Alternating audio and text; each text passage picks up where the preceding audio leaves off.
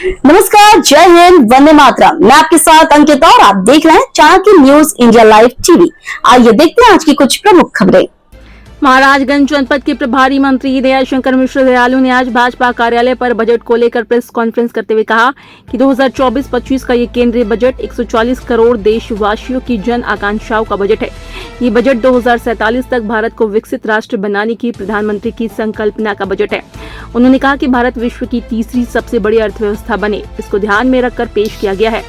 इस बजट में 40,000 करोड़ रुपए सड़क तथा 20,000 करोड़ रुपए रेलवे के लिए प्रावधान किया गया है। इसमें सभी वर्गों का ध्यान रखा गया है। उन्होंने कहा कि पिछले यूपीए की सरकार जो रहती थी वो देश का बजट मात्र 14 से 16 लाख करोड़ का होता था। वर्तमान का बजट 48 लाख करोड़ का है, जो इस सरकार की देन है। जो राजस्व का कलेक्शन होता था वो पिछले 10 वर्षों में बढ़कर 32 लाख करोड़ हो गया है।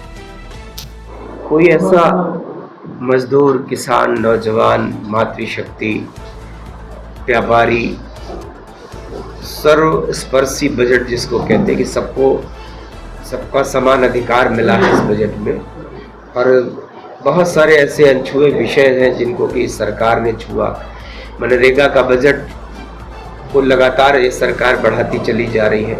इंफ्रास्ट्रक्चर के लिए कल्पना करिए कि जो पिछली यूपीए की सरकार हुआ करती थी, पूरे देश का बजट मात्र जो है वो 14 लाख करोड़ रुपए, 16 लाख करोड़ रुपए का होता था। वर्तमान का बजट 48 लाख करोड़ रुपए का है। यह इस सरकार की देन है। जो कलेक्शन होता था देश में राजस्व का, वह जो है कलेक्शन पिछले 10 वर्षों में 10.5 हजार करोड़ रुपए से बढ़ के 32 लाख करोड़ रुपया हो चुका है। तो उत्तर प्रदेश देश लगातार विकास के पथ पर इस सरकार की योजनाओं के चलते बढ़ता चला जा रहा है। इस बार उत्तर प्रदेश में इंफ्रास्ट्रक्चर के लिए, सड़कों के लिए 40,000 करोड़ रुपया सिर्फ यहाँ हमारे जो नेशनल हाईवे है उनके लिए मिला है।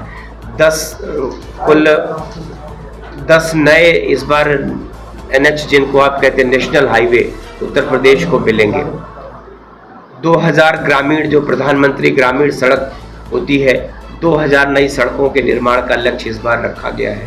रेलवे का बजट इसके पहले कभी 10 जो हुआ करता था उसकी तुलना में 18 गुना बढ़ा के 19,858 करोड़ रुपए का बजट मात्र रेलवे के लिए रखा गया है।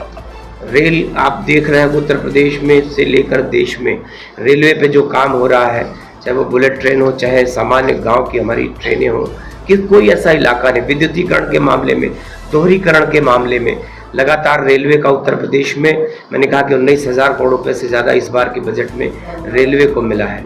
प्रधानमंत्री सूर्य घर योजना है, उसमें 20 लाख घरों को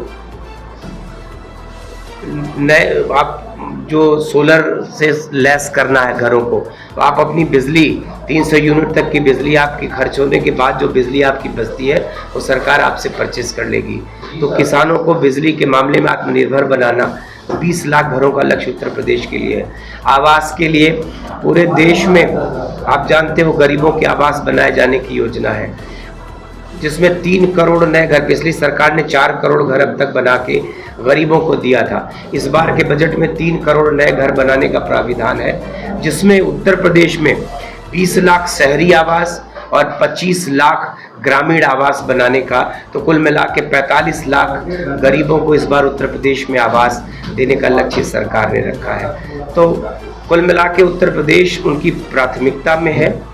सड़क हो, रेल हो, यातायात हो, बिजली हो, तो कोई ऐसी विधा छूटी नहीं है जिसमें कि, और आपने देखा कि जो जिनकी महंगाई की बात बार बार होती है, आपको मैं 2009 से 14 तक बताऊंगा तो 10%, 11%, 12% जो मुद्रास्फीति की दर होती है, लेकिन वर्तमान की सरकार ने 4-4.5% से लेके 5% तक मैक्सिमम महंगाई की दर होती है, उसको कभी भी सीमा के परे जाने का मौका नहीं दिया। तो केंद्र की सरकार, प्रदेश की सरकार, हमारी जो डबल इंजन की सरकार है, इसमें बहुत सारी योजनाएं ऐसी हैं, बहुत सारे काम। आज आपको यकीन नहीं होगा मेरी बात पे कि हम मोबाइल एक्सपोर्ट में 1,28,000 करोड़ रुपए का एक्सपोर्ट हमने इस बार किया है। पहले निर्यात बहुत कम होता था, न के बराबर, आयात हमारा बहुत अधिक होता था, तो हमारी जो डेफिसिट होती थी वो बहुत ज़्यादा। लेकिन आज हमने मतलब रक्षा के क्षेत्र में हमने निर्यात करना शुरू किया है। हम आत्मनिर्भरता की तरफ बढ़े, अपने बहुत सारे प्रोडक्ट हम खुद बना रहे हैं। हम अपनी ब्रह्मोस मिसाइल को लखनऊ में बना रहे हैं।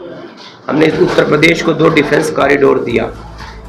जिस तरीके से केंद्र पूरे देश में इस बार 10 से ज़्यादा उन्होंने जो आप कहते हैं उद्योग के नए कॉरिडोर बनाने का लक्ष्य रखा, उसमें 2 या 3 नए उद्योगों के लिए कॉरिडोर उत्तर प्रदेश को मिलेगा। 2 डिफेंस कॉरिडोर पहले से हमारे यहाँ बुंदेलखंड और लखनऊ में काम कर रहे हैं। तो इस तरह से उत्तर प्रदेश इस सरकार की प्राथमिकता है, चाहे वो केंद्रीय नेतृत्व हो। 2.44 लाख करोड़ रुपया उत्तर प्रदेश के को जो मिलता है वो इतना बड़ा बजट है। देश के तमाम राज्यों से ज़्यादा पैसा उत्तर प्रदेश को मिलता है। उत्तर प्रदेश में सड़कों का जाल लगातार आप देख रहे हो। उत्तर प्रदेश को वर्तमान में एक्सप्रेसवे का प्रदेश कहते हैं। उत्तर प्रदेश को वर्तमान में नए नए एयरपोर्ट का प्रदेश, 5 इंटरनेशनल एयरपोर्ट पूरे देश। उत्तर प्रदेश में मात्र 2 इंटरनेशनल एयरपोर्ट हुआ करते थे, आज 5 इंटरनेशनल एयरपोर्ट हैं और कुल 21 एयरपोर्ट में, जिसमें 19 एयरपोर्ट हमारे बनने की तैयारी की दिशा में है। तो इस तरह से मतलब सोनभद्र सुदूर अगर कोई ज़िला है तो कुशीनगर है, तो आजमगढ़ है। ऐसे वो ज़िले जिनमें आप कल्पना नहीं करते थे कि हम एयरपोर्ट बनाने की सोच भी सकते हैं, तो आज उत्तर प्रदेश एयरपोर्ट का प्रदेश है, उत्तर प्रदेश एक्सप्रेसवे का प्रदेश है। तो ये सिर्फ और सिर्फ ये डबल इंजन की सरकार बनने के बाद इसके विकास को जो नई गति मिली है वो ऐतिहासिक है उत्तर प्रदेश के लिए। और आज आपको ज़मीनी धरातल पे या सारी योजनाएं केंद्र की जो है वो हमारी धरातल पे, जैसे अनाज, गरीबों को अनाज देने की योजना, उत्तर प्रदेश के 15 करोड़ लोगों को अगले 5 वर्ष के लिए इस बजट में प्राविधान कर दिया गया है कि हमारा अनाज जो मिलता है, जो कहते हैं ना कि ये जो योजनाएं ये क्षणिक हैं, कोई योजना ऐसी नहीं जो कल के गरीबों को वोट और चुनाव की राजनीति के चलते दे के आप उसको वापस ले लेते हो। अनाज की योजना हम अपने देश के 80 करोड़ गरीबों में, जिसमें उत्तर प्रदेश के 15 करोड़ गरीबों को मुफ्त में अनाज देते हैं, उसको भी सरकार ने बढ़ा दिया है। आवास के लिए हमने आपसे बताया है कि गरीबों को आवास को, जब तक उत्तर प्रदेश से लेकर देश तक का कोई भी गरीब आवास के बगैर रहेगा तब तक ये योजना लगातार, तो 3 करोड़ में उत्तर प्रदेश को 45 लाख करोड़ का हिस्सा मिला है। तो बहुत सारी ऐसी योजनाएं हैं हमारे पूरे देश में। 100 से ज़्यादा जो हमारी ITI होती है उसको इस बार देश की सरकार ने उच्चीकृत करने का लक्ष्य रखा है, जिसमें 100 ITI, 1000 में 100 ITI देश उत्तर प्रदेश के होंगे और इससे हमारे करीब 3-3.5 लाख नौजवानों को उस ITI